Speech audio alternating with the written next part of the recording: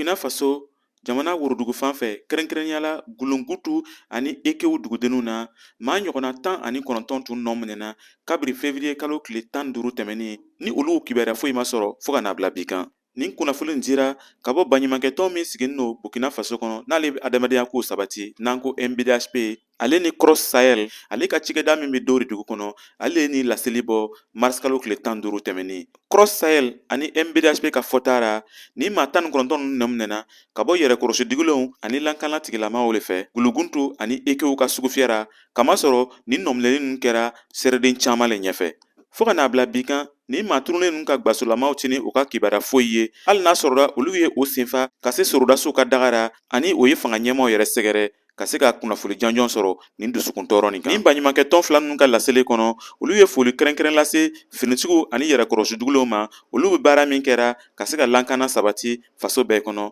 ko nka olu jɛn t'a ye u ka se ka adamaden dɔw minɛ ka o nin bɔ o ra n'a sɔrɔla u dati ninjugu wale foyi la. MBDHP Seno ani Cross Sahel olu wele kan bila flancɛ fanga ɲɛmaw fɛ k'olu ka fɛɛrɛw bɛɛ bila sen kan min bɛ se ka mɔgɔw ni lakisi ka bɔ fagari gwansanw ma. O tɛmɛnin kɔ o y'a yala ko kiiritigɛ sɛgɛsɛgɛli n'an ko enquête judiciaire dɔ kan ka se ka bila sen kan min bɛ se k'a to maa turunnen ninnu si ka dɔn. Nin tun ye Kadaye Tarawele kumakan ye ka bɔ Wagadugu, Burkina Faso.